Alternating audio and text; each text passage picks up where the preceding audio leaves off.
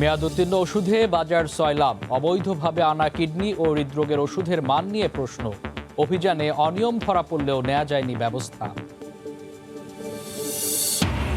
দেশে আবারও বাড়ল করোনায় মৃত্যু। ফাইজার ও বায়োএনটেকের কোভিড টিকা 90% বেশি কার্যকর, চূড়ান্ত ট্রায়ালে সাফল্য।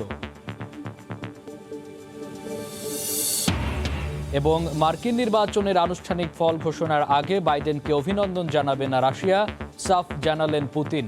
টুইট বার্তায় প্রতিরক্ষা মন্ত্রীকে বরখাস্ত করলেন ট্রাম্প।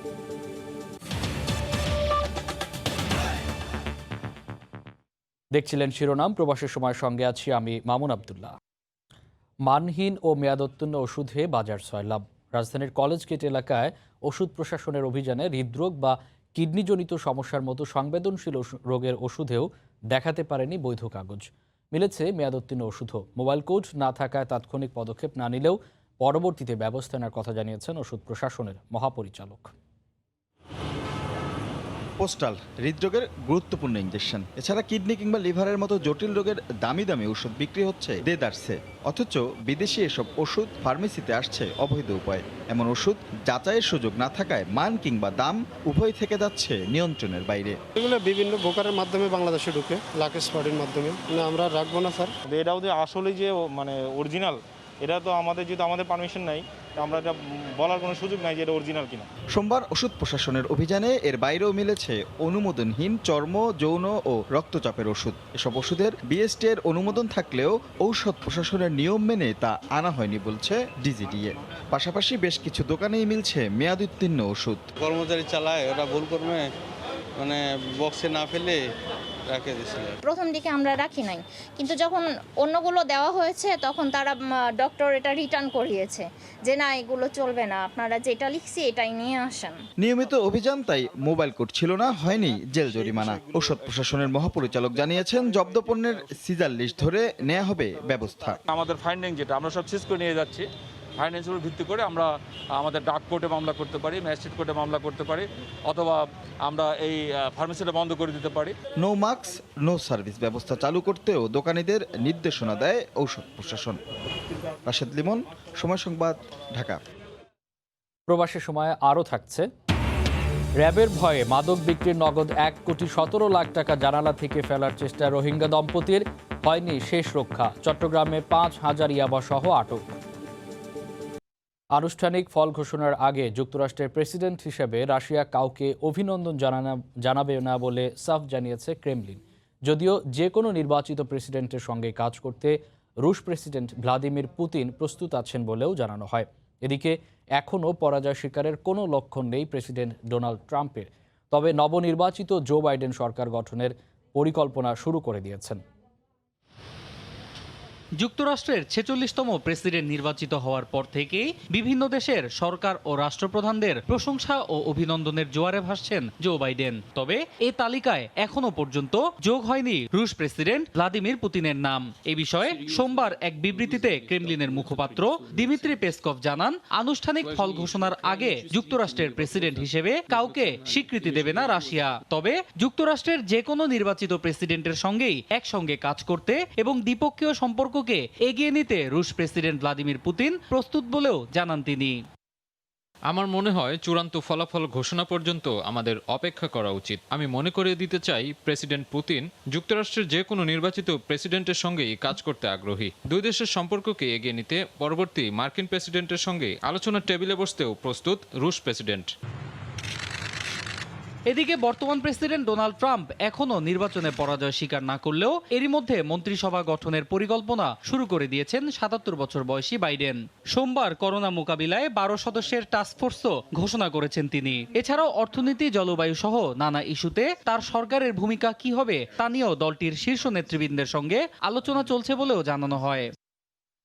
এর আগে নির্বাচনের ফলাফল ঘোষণার একদিন পর নীরবতা ভেঙে একের পর এক টুইট করেন মার্কিন প্রেসিডেন্ট ডোনাল্ড ট্রাম্প। আবারও পুরো নির্বাচন পদ্ধতি নিয়ে প্রশ্ন তুলে তিনি বলেন, মার্কিন ইতিহাসের সবচেয়ে বেশি জালিয়াতি হয়েছে এবারের ভোটে। একই সঙ্গে ডাকযোগে ভোটের গ্রহণযোগ্যতা নিয়েও আবারও প্রশ্ন তোলেন ট্রাম্প। তবে নির্বাচনে হারার পর টানা দ্বিতীয় দিনের মতো রোববারও গলফ খেলে সময় কাটাতে দেখা গেছে তাকে। অন্য কর্মকার, সময় সংবাদ। এদিকে হোয়াইট হাউস হারানোর পর এবার স্ত্রী মেলানিয়া ট্রাম্পকেও হারাচ্ছেন ডোনাল্ড ট্রাম্প, এমন গুঞ্জন শোনা যাচ্ছে। প্রেসিডেন্টের মেয়াদ শেষ হলেই 15 বছরের সম্পর্কের ইতি টানবেন মেলানিয়া। স্বামীর সম্পত্তিতে ছেলে ব্যারন ট্রাম্প আর নিজের ভাগ নিশ্চিত করতে চুক্তির কথাও ভাবছেন স্লোভেনিয়ার সাবেক এই মডেল। ক্যালিফোর্নিয়া থেকে লস্কর আল মামুনের রিপোর্ট। ছিল ক্ষমতা, প্রভাব, প্রতিপত্তি, ছিল সাজানো সংসার। ঠিক যখন ক্ষমতা হারা হলেন, সেই সঙ্গে ভাঙতে চলেছে ঘরও। সব দিক দিয়ে যেন তাসের ঘরের মতো ভেঙে পড়েছে ডোনাল্ড ট্রাম্পের সব আশা ভরসা। স্ত্রী মেলানিয়াও তাকে ছেড়ে চলে যাচ্ছেন, দিচ্ছেন তালাক।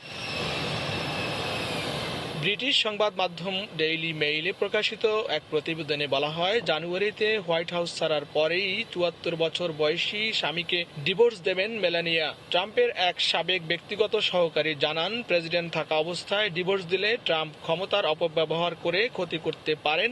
এমন আশঙ্কায় মেয়াদ শেষেই 15 বছরের সম্পর্কের ইতি টানবেন মেলানিয়া। পাশাপাশি ছেলে ব্যারন ও তিনি যেন স্বামীর সম্পত্তির ভাগ পান, সেজন্য একটি চুক্তি করারও কথা চিন্তা করছেন। একই রকমের দাবি করেছেন মেলানিয়া ট্রাম্পের এক সাবেক পরামর্শদাতাও। তিনি বলেন, দুজনের বিচ্ছেদ এখন সময়ের অপেক্ষা মাত্র। জো বাইডেনের কাছে পরাজিত হয়ে একে একে ট্রাম্পকে ছেড়ে যাচ্ছেন তার কাছের কর্মকর্তারা। মন্ত্রীরাও চলে যাচ্ছেন দূরে। রিপাবলিকানদের মধ্যেও চলছে বিবাদ। লস্কর আল মামুন, সময় সংবাদ, ক্যালিফোর্নিয়া, যুক্তরাষ্ট্র। নির্বাচনে হারের পর এবার মার্কিন প্রতিরক্ষামন্ত্রী মার্ক এসপারকে বরখাস্ত করলেন প্রেসিডেন্ট ডোনাল্ড ট্রাম্প। নির্বাচনে পুনর্নির্বাচিত হওয়ার পর প্রেসিডেন্টরা সাধারণত মন্ত্রিপরিষদে রদবদল করলেও দেশের নিরাপত্তা ও স্থিতিশীলতার স্বার্থে অভিষেকের আগ পর্যন্ত পেন্টাগনের প্রধান হিসেবেই রাখেন হেরে যাওয়া মার্কিন প্রেসিডেন্টরা। তবে এবার তার ব্যতিক্রম হলো। এক টুইট বার্তায় ট্রাম্প জানান, বরখাস্ত এসপারের জায়গায় ভারপ্রাপ্ত হিসাবে কাজ করবেন জাতীয় কাউন্টার টেরোরিজম সেন্টারের প্রধান ক্রিস্টোফার মিলার।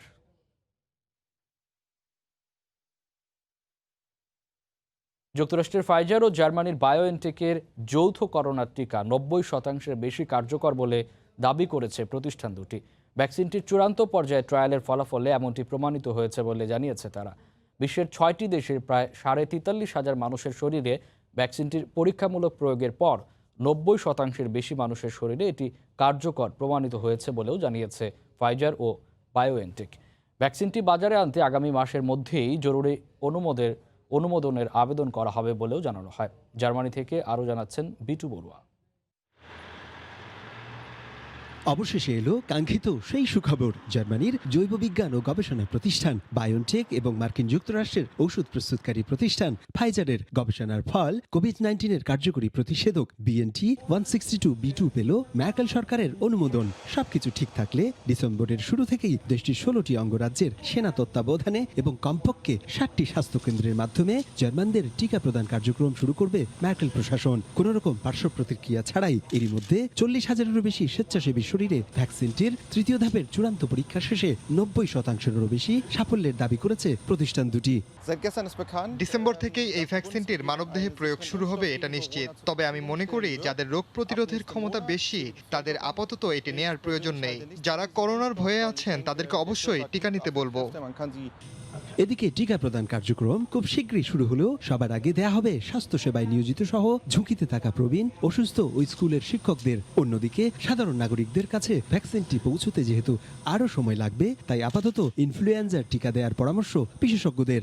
যেহেতু করোনার টিকা আসতে সময় লাগছে, তাই এই মুহূর্তে ঠান্ডাজনিত রোগ থেকে বাঁচার জন্য আমাদের উচিত ইনফ্লুয়েঞ্জার টিকা নেওয়া এবং যে কোনো ওষুধের দোকানে বা ডাক্তারখানায় এই টিকাটা পাওয়া যায় এবং দামও খুব কম। এর মধ্যে জার্মানির জাতীয় বিজ্ঞান গবেষণা একাডেমি ও ইমিউনাইজেশন স্ট্যান্ডিং কমিটি স্বাস্থ্য অধিদপ্তরকে সঙ্গে নিয়ে দেশজুড়ে প্রতিষেধকের ক্যাম্পেইন শুরুর প্রস্তুতি চলছে বলে জানিয়েছেন জার্মান চ্যান্সেলর আঙ্গেলা ম্যার্কেল। করোনাকে পরাজিত করতে আগামী মাসেই পুরো জার্মানির 16টি অঙ্গরাজ্যে একসাথে শুরু হবে প্রতিষেধক প্রদানের কার্যক্রম। তবে প্রতিষেধক গ্রহণে থাকছে না কোনো বাধ্যবাধকতা, অর্থাৎ কোনো ব্যক্তি স্বাধীনতা কিংবা ইচ্ছার বিরুদ্ধে এই টিকা প্রদান করা হবে না বলে স্পষ্টই জানিয়ে দিয়েছেন জার্মান চ্যান্সেলর আঙ্গেলা ম্যার্কেল। জার্মানির বার্লিন থেকে বিটু বড়ুয়া, সময় সংবাদ। দেশে আবারও বাড়ল করোনায় মৃত্যু। স্বাস্থ্য অধিদপ্তরের হিসেবে সোমবার দুপুর পর্যন্ত মারা গেছেন 25 জন।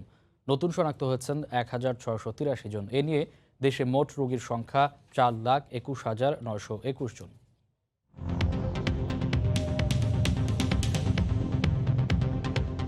দেশে একদিনে নমুনা পরীক্ষা করা হয়েছে ১৪,০৪২ জনের। এ পর্যন্ত মোট নমুনা পরীক্ষা করা হয়েছে ২৪,৫৬,৬৪৪ জনের।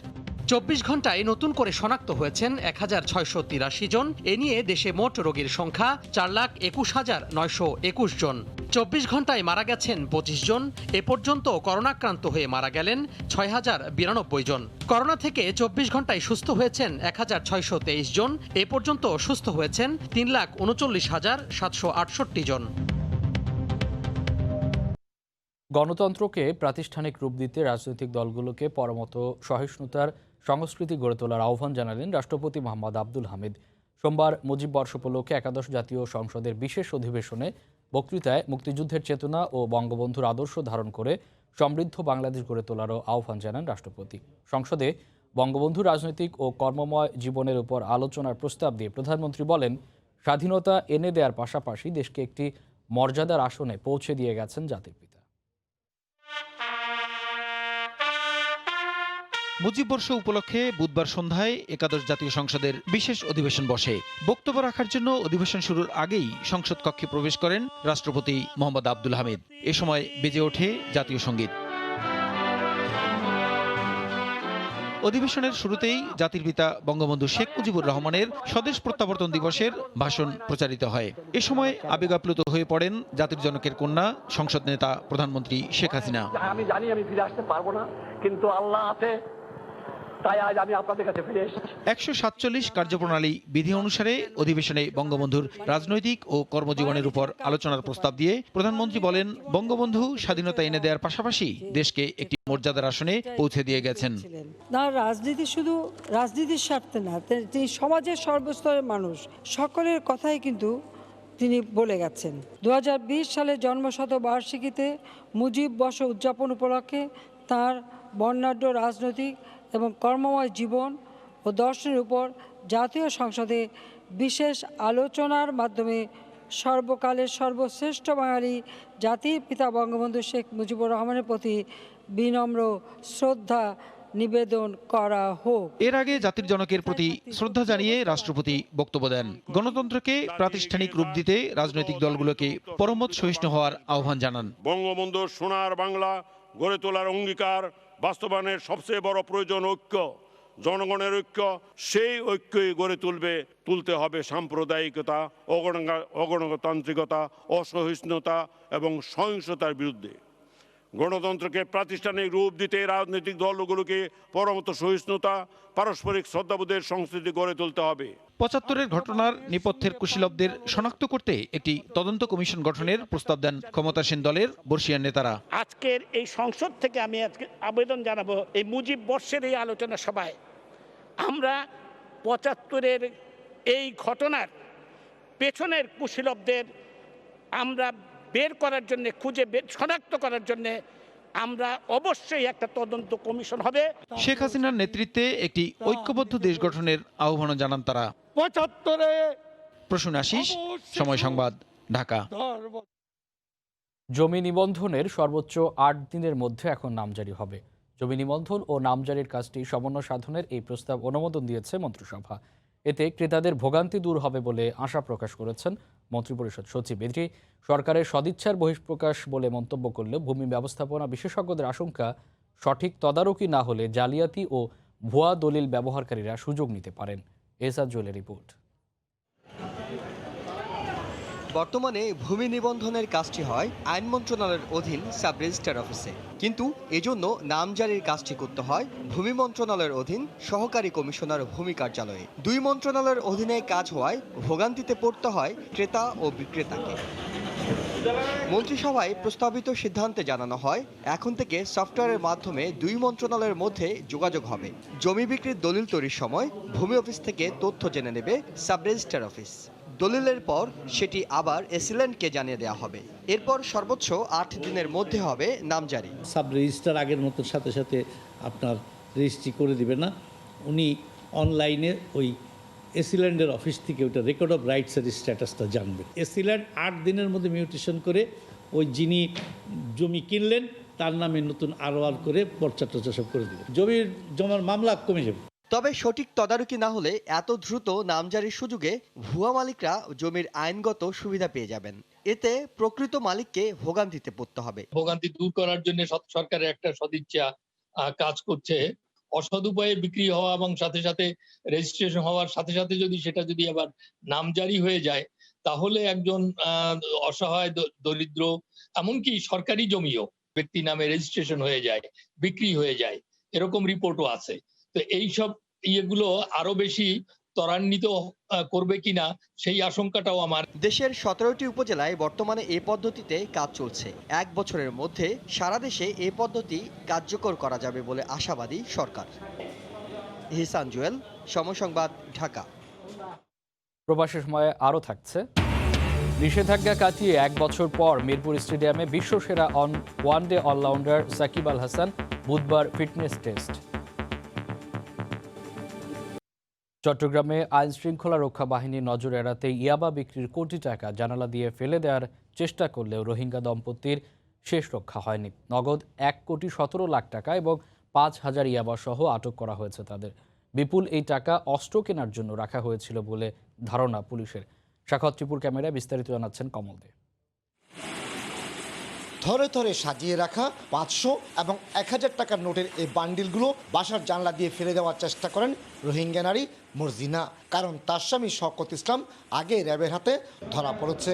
যে কোনো মুহূর্তে আইন শৃঙ্খলা বাহিনী তাদের বাসায় অভিযান চালাতে পারে, কিন্তু শেষ রক্ষা হয়নি তাদের। যখন তার বাসায় নক করে র্যাবের উপস্থিতি টের পেয়ে শওকত ইসলামের স্ত্রী মর্জিনা, বয়স 28, সে জানলা দিয়ে তার বাসায় রক্ষিত টাকাগুলি বাইরে ফেলতে থাকে। বাসার সুটকেস এবং বিভিন্ন জায়গায় সার্চ করে সর্বমোট মাদক বিক্রির 1,17,01,500 টাকা, 2টি ভুয়া জাতীয় পরিচয়পত্র, 4টি বিভিন্ন নামের জন্ম সনদ এবং 1টি জাতীয়তা সনদ এবং 6টি সিম কার্ড জব্দ করতে সমর্থ হয়। সোমবার ভোর রাতেই চাঁদগাঁও থানায় পৃথক 2টি মামলা দায়ের করে র্যাব। আসামি বুঝি নিয়ে তাদের জিজ্ঞাসাবাদ করে পুলিশ কর্মকর্তারা। রোহিঙ্গা দম্পতির নগদ টাকার উৎসের সন্ধান চায় পুলিশ। এত বিশাল পরিমাণে টাকার অংশটি কিভাবে আসলো এইটি আমরা অনুসন্ধান করে দেখছি। আমরা তাদেরকে রিমান্ডের জন্য আবেদন জানাবো। মঞ্জুর হলে আমরা এই বিষয়টি নিয়ে আমরা সবিস্তার তদন্ত করব। মিয়ানমার থেকে পালিয়ে আসা এই রোহিঙ্গা দম্পতি ইয়াবার পাশাপাশি অস্ত্র ব্যবসার সাথে সম্পৃক্ত বলে ধারণা আইন শৃঙ্খলা বাহিনীর। কমল দে, সময় সংবাদ, চট্টগ্রাম। এবার প্রবাসের খবর। শীত বাড়ার সঙ্গে সঙ্গে ইতালিতে করোনা ভাইরাস ভয়াবহ রূপ ধারণ করেছে। গত 24 ঘন্টায় প্রায় 40,000 সহ মাত্র 3 দিনেই আক্রান্ত হয়েছে লক্ষাধিক। রাতের কারফিউ জারি কোনোভাবেই করোনা নিয়ন্ত্রণে ভূমিকা রাখতে পারছে না বলে মনে করছেন স্থানীয়রা। রোম থেকে জুমানা মাহমুদের রিপোর্ট। ইতালিতে করোনা পরিস্থিতির আবারও অবনতি হচ্ছে। রাতে কারফিউ জারি সহ সরকারি বিধিনিষেধেও আটকানো যাচ্ছে না সংক্রমণ। গেল কদিন ধরেই প্রতিদিন প্রায় 40,000 মানুষ সংক্রমিত হচ্ছে। এতে ইতালির কোনো হাসপাতালেই আক্রান্ত ব্যক্তির ভর্তির সুযোগ থাকছে না। বহু করোনা রোগী হাসপাতালের সামনে অ্যাম্বুলেন্সে বসেই রয়েছেন চিকিৎসা পাওয়ার অপেক্ষায়। দেশটির বিভিন্ন প্রদেশে আবারও পূর্ণাঙ্গ লকডাউনের দাবি উঠেছে। ইতিমধ্যেই সন্ধ্যার পর রেস্টুরেন্ট আর পানশালা বন্ধ হয়ে যাচ্ছে। রাত 10টা থেকে ভোর 5টা পর্যন্ত কারফিউ চলমান রয়েছে। এ অবস্থায় ব্যবসায়ী সহ প্রবাসী বাংলাদেশিদের মধ্যেও হতাশা নেমে এসেছে। ইতালিতে করোনা ভাইরাসের আক্রান্ত ভয়াবহ। ইটালিয়ান গভর্নমেন্ট সহ সবাই দিশাহারা। এই অবস্থায় ইটালিতে ব্যবসায়ী এবং সকল প্রকার লোকেরা জানে না কিভাবে দিন যাপন করবে। খুব ক্ষতিগ্রস্ত হচ্ছি, সামনে কি হবে আমরা জানি না। অনেক ভয়াবহ পরিস্থিতিতে ইতালির দিন যাপন আমরা করছি। আসলে জানি না আগামীতে কি হবে। এই পরিস্থিতির মোকাবেলায় আমরা কতটুকু এগিয়ে যেতে পারবো। এদিকে ঘরের বাইরে মাস্ক পরা বাধ্যতামূলক থাকায় নাগরিকদের মধ্যে এই নির্দেশনাটি মেনে চলতে দেখা গেলেও সামাজিক দূরত্ব বজায় রাখার নজির দেখা যাচ্ছে না রাজধানী রোমে। ইতালির রোম থেকে জুমানা মাহমুদ, সময় সংবাদ। করোনার কারণে দেশে ছুটিতে এসে আটকে পড়া কাতার প্রবাসীদের ফেরাতে বাংলাদেশ সরকার ও দূতাবাসকে আরও উদ্যোগী হওয়ার তাগিদ দিয়েছেন প্রবাসী ব্যবসায়ীরা। আটকে পড়া কর্মীরা কাতারে ফিরতে না পারায় সেখানকার প্রতিষ্ঠানগুলো চালাতে হিমশিম খাচ্ছেন তারা। কাতার প্রতিনিধি আনোয়ার হোসেন মামুনের তথ্য ও ছবি নিয়ে রিপোর্ট। করোনার কারণে দেশের ছুটিতে গিয়ে আটকা পড়েছেন 14,000-এরও বেশি কাতার প্রবাসী। এর মধ্যে কিছু সংখ্যক ফিরে আসতে পারলেও বাকিরা এখনও ফিরতে পারেননি। কাতারে বাংলাদেশি প্রতিষ্ঠানগুলোতে কর্মীর সংখ্যা কম থাকায় ব্যবসা প্রতিষ্ঠান চালাতে হিমশিম খাচ্ছেন ব্যবসায়ীরা। এ অবস্থায় আটকে পড়া প্রবাসীদের ফিরতে বাংলাদেশ সরকার ও দূতাবাসের আরও উদ্যোগী হওয়া প্রয়োজন বলে মনে করছেন তারা। দীর্ঘদিন থেকে দেশে 8-10 মাস হয়ে গেছে অনেকের, আমাদের প্রায় 8-10 জন লোক আছে। তো এরা সবাই আসার জন্য যদি বিহিত ব্যবস্থা যদি হয় তাহলে আমরা অনেক খুশি হব আর কি। আমাদের 3টা দোকানে প্রায় 8-10 জন স্টাফ বাইরে আছে, বাংলাদেশে ওরা আটকা পড়ে আছে। সেজন্য আমি কাতার অ্যাম্বাসেডর সাহেব এবং আমাদের বাংলাদেশ সরকারকে বলবো যে তাদেরকে আনার জন্য যাতে দ্রুত ব্যবস্থা করে। আমার কোম্পানিতে 41 জন লোক দেশ থেকে আসতে পারছে না, ছুটিতে যায় আটকা পড়ছে। এই বিষয়ে দূতাবাস যদি একটু অনেক হেল্প করতো। তবে দূতাবাস বলছে কিছু সংখ্যক কর্মীর রিটার্ন পারমিট পাওয়ার ব্যাপারে তারা এরই মধ্যে সহযোগিতা করেছেন। বাকিদেরও দ্রুত কাতারে ফেরাতে সর্বোচ্চ চেষ্টা চলছে বলেও জানান দূতাবাসের শ্রম কাউন্সিলর। প্রতিনিয়তই আমাদের বাংলাদেশের বাইরে দূতাবাসের দ্বারস্থ হচ্ছে এবং আমরা সেটি অনুমোদনের জন্য সুপারিশ সহকারে সংশ্লিষ্ট কর্তৃপক্ষের বরাবর প্রেরণ করছে। কাতার থেকে ছুটি কাটাতে দেশে গিয়ে আটকে পড়ার সংখ্যা দিন দিন বাড়ছেই। কাতার থেকে সহজেই দেশে যেতে পারলেও বাংলাদেশ থেকে ফেরার সময় কাতার সরকারের অনুমতিপত্র লাগে। এ অবস্থায় প্রয়োজন ছাড়া প্রবাসীদের দেশে না যাওয়ার পরামর্শ দিয়েছেন কমিউনিটি ও দূতাবাস। সময় সংবাদ, কাতার। করোনা পরবর্তী অর্থনৈতিক সংকট কাটিয়ে উঠতে নতুন নতুন বিনিয়োগ শুরু করেছেন সংযুক্ত আরব আমিরাতের প্রবাসী বাংলাদেশিরা। বিশেষ করে রেস্তোরাঁ ব্যবসায়ের প্রতি অতিমাত্রায় ঝুঁকে পড়েছেন তারা। শিবলি আল সাদিকের রিপোর্ট। করোনা পরবর্তী সময়ে সংযুক্ত আরব আমিরাতে বাংলাদেশি মালিকানাধীন প্রায় 2 শতাধিক নতুন রেস্তোরাঁ চালু হয়েছে। কর্মসংস্থান ও লাভের বেশি সুযোগ থাকায় এই ব্যবসার প্রতি আগ্রহী হয়ে ওঠার কথা জানিয়েছেন উদ্যোক্তারা। মানুষের পকেটে টাকা থাকুক বা না থাকুক, কিন্তু ক্ষুধা আছে, ক্ষুধা থাকলে তো খেতে হবে। তো সেজন্য আমি উদ্যোগ নিলাম যে রেস্টুরেন্টটা ইজ বেটার। বাংলাদেশ দূতাবাস কনসুলেটের পক্ষ থেকেও রেস্তোরাঁ সহ ছোট ছোট বিনিয়োগে প্রবাসীদের আগ্রহী করে তোলা হচ্ছে। এরই মধ্যে যেসব রেস্তোরাঁ উদ্বোধন করা হয়েছে সেগুলোতে দূতাবাস বা কনসুলেট কর্মকর্তাদের উপস্থিতি দেখা গেছে। এখানে কমপক্ষে আমি 50 জন লোক আমার কাছে কাজ করে, আমি এখানে লোক পিসা লাগাইয়া লোকজন এখানে কাজ করতেছে। আমি মনে করি এই অঞ্চলে যে বাংলাদেশি যে একটা ইমেজ এবং বাংলাদেশের খাবারের যে গুণগত মান যে উন্নত হয়েছে তারই প্রতিফলন এই রেস্টুরেন্টের মধ্য দিয়ে হবে। প্রবাসী কমিউনিটির অভিমত, এই মুহূর্তে কর্মহীন প্রবাসীদের জন্য কর্মসংস্থান সৃষ্টিতে যেভাবে বিনিয়োগ করা হচ্ছে তা সত্যি প্রশংসনীয়। বাংলাদেশ সরকারের পৃষ্ঠপোষকতারও আবেদন জানান তারা। শিবলি আল সাদিক, সময় সংবাদ, সংযুক্ত আরব আমিরাত।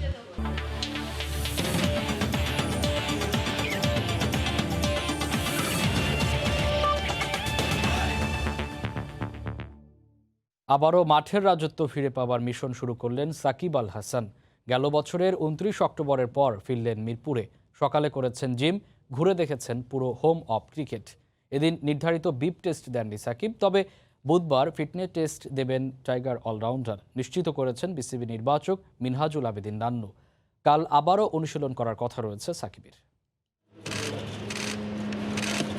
ঘড়ির কাঁটায় তখন 9টা ছুঁই ছুঁই। মুক্ত বিহঙ্গের মতন ডানা মেলে হোম অফ ক্রিকেটে সাকিবের প্রবেশ। মরচে পড়া হাতে শ্যাডো করলেন বেশ কয়েকবার। পাশে সতীর্থ মুস্তাফিজ। খোশ গল্পে কাটল সময়। ড্রেসিং রুম থেকে জিমনেশিয়াম সবকিছুই পুরনো, তবে সাকিবের জন্য যেন অন্যরকম। তাই তো নতুন করে আবারও ঘুরে দেখা, আবারও সবকিছুর সঙ্গে মানিয়ে নেওয়া। ইনডোর থেকে ফিরে জিম করলেন মিনিট 20। কালো গ্লাসের ফাঁকে সময় সংবাদের লেন্স ঠিকই খুঁজে নিল তাকে। তবে ক্লান্তি থেকেই কিনা প্রথম দিন তালিকায় নাম থাকলেও দেননি বিপ টেস্ট। যুবরাজের মাঠে ফেরায় স্বস্তি নির্বাচকদের। প্র্যাকটিস শুরু করছে সাসপেনশনের পরে, এসছে এবং ওর ফিটনেসটাও দেখা হবে, বুধবারে ওর ফিটনেসটা দিবে। তো সেটা আস্তে আস্তে করে একটা তাড়াতাড়ি সব কিছু তো পাওয়া না, আস্তে আস্তে অ্যাডজাস্ট করে নিজেকে। ওয়েল এক্সপিরিয়েন্স প্লেয়ার, পৃথিবীর সেরা ক্রিকেটার, এবং খুব তাড়াতাড়ি অ্যাডজাস্ট করে নিতে পারবে এবং এই টুর্নামেন্টে ভালোই খেলবে আশা করি। চলতি মাসের শেষেই মাঠে গড়াচ্ছে 5 দলের টি-20 টুর্নামেন্ট। সাকিব মানেই যেন এক রহস্যময় চরিত্র। তাই তো 12 তারিখ হওয়া ড্রাফটে সবার আগ্রহের কেন্দ্রে যে একজন সুপার সাকিব, সেটা নিশ্চিত। মাহবুব রিমন, সময় সংবাদ, ঢাকা। এই ছিল প্রবাসী সময়, সঙ্গে থাকুন সময়।